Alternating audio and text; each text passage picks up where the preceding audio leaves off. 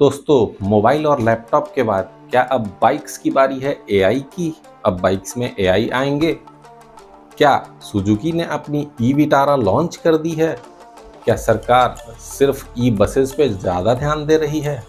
चलिए इस हफ्ते के सारे बड़े खबरें ईवी से रिलेटेड देखते हैं। स्वागत है आपका मेरे चैनल पे। मैं हूं रवि रंजन, आपका दोस्त और आपका होस्ट, और अपने चैनल बिहारी बाबू ईवी वाले पे आप सभी का स्वागत करते हैं। चलिए इस हफ्ते की खबरों की शुरुआत करते हैं। तो दोस्तों, आज की पहली खबर की शुरुआत होती है हम सभी इंडियंस के फेवरेट ब्रांड, चहेती ब्रांड सुजुकी से। तो सुजुकी ने एक ज़बरदस्त कदम उठाया है भारतीय ईवी सेक्टर के लिए। उसने अगले 4 से 5 सालों में भारत में $8 अरब की निवेश का घोषणा किया है। $8 अरब इंडियन रुपीज़ में कन्वर्ट करें तो लगभग 70,000 करोड़ रुपए के बराबर होता है। साथ ही गुजरात के हंसलपुर प्लांट में सुजुकी ने अपनी पहली ईवी कार की प्रोडक्शन भी शुरू कर दी है। इस मौके पर प्रधानमंत्री नरेंद्र मोदी ने ई विटारा को फ्लैग ऑफ दिया, जो कि हमारे देश में बनकर 100 से भी अधिक देशों में एक्सपोर्ट होने वाली है। सोचिए हमारे देश के लिए कितने गर्व की बात है। सबसे इम्पोर्टेंट बात दोस्तों, सुजुकी के ईवी मार्केट में आने का आप मतलब समझ रहे हैं? जी हाँ, सही समझा है आपने।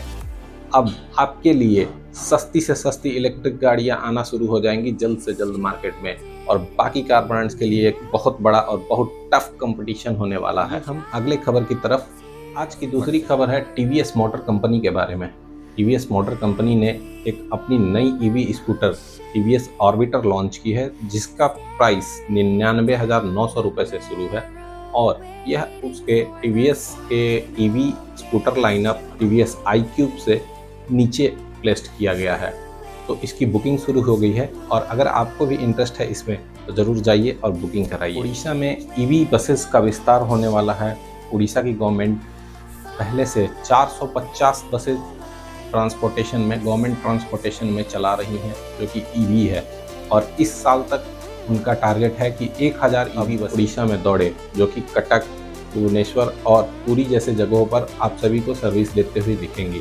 साथ ही उड़ीसा गवर्नमेंट का ये भी जोड़ है कि कैसे इंफ्रास्ट्रक्चर को डेवलप किया जाए, चार्जिंग इंफ्रास्ट्रक्चर और स्मार्ट टिकटिंग पे भी ध्यान दिया जाएगा। राजस्थान के सरिस्का टाइगर रिजर्व में प्रदूषण को कम करने के लिए फॉरेस्ट डिपार्टमेंट ने बसेस की डिमांड की है गवर्नमेंट से, जिसका ट्रायल किया जा चुका है, और जल्दी ही आपको वहाँ भी ईवी बसेस दौड़ती हुई देखने को मिलेंगी। कि जो सबसे दिलचस्प और सबसे बड़ी खबर होने वाली है वो यह है कि गुजरात के सूरत के रहने वाले 3 इंजीनियरिंग छात्रों ने एक AI पावर्ड बाइक बना दी है, जिसका नाम उन्होंने गरुड़ा रखा है। गरुड़ा शायद KGF का पता नहीं। तो उन्होंने गरुड़ा का प्रोटोटाइप सोशल मीडिया पर शेयर किया है, जिसने सोशल मीडिया पर धूम मचा कर रख दी है। और सबसे खास बात जो इस बाइक में है, उन्होंने इस बाइक में बनाने के लिए जो भी मटेरियल यूज किया, उसमें से 50% मटेरियल स्क्रैप मटेरियल है। सोचो हमारे देश में कितनी टैलेंट है, जो कबाड़ को छूकर भी सोना बना सकती है। खबर दोस्तों है बिहार के पटना से। हाल ही में 2 ट्रांसपोर्ट रिलेटेड एजेंसी, जिसमें पहला है assessment of Bihar EV policies और दूसरा है from gridlock to green exclusive mobility limited, के द्वारा एक तथ्य सामने रखा गया है, जिसमें शहर के सार्वजनिक परिवहन का बोझ बहुत ज़्यादा है। सर्वे के हिसाब से जहां 1250 गाड़ियां होनी चाहिए थी, ईवी बसेस की बात कर रहा हूं मैं, वहां सिर्फ और सिर्फ 260 बसेस शहर में दौड़ रही हैं, और इन पर लोड बहुत ज़्यादा है। तो इसमें बिहार में ईवी अपनाने की दर तो अच्छी है, ईवी लोग अपना रहे हैं, लेकिन जो 2 चीज़ें सुधार करने की ज़रूरत है। एक तो चार्जिंग इंफ्रास्ट्रक्चर बिहार में बढ़ाने की ज़रूरत है, और दूसरा जो बिजली की कटौती है उसको कम से कम करने की ज़रूरत है।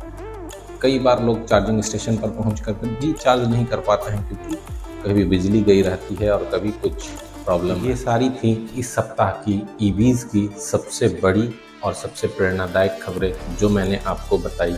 बारी अब आपकी है। आप नीचे कमेंट बॉक्स में बताइए कि इनमें से कौन सी खबर आपको सबसे अच्छी लगी। तो अभी तक इस वीडियो में आपने जो भी टॉपिक की न्यूज़ सुनी, उन सभी टॉपिक्स पे खास करके गरुड़ा, AI बाइक और ई विटारा पर मेरे चैनल पर डिटेल्स वीडियो आने वाले हैं जल्द।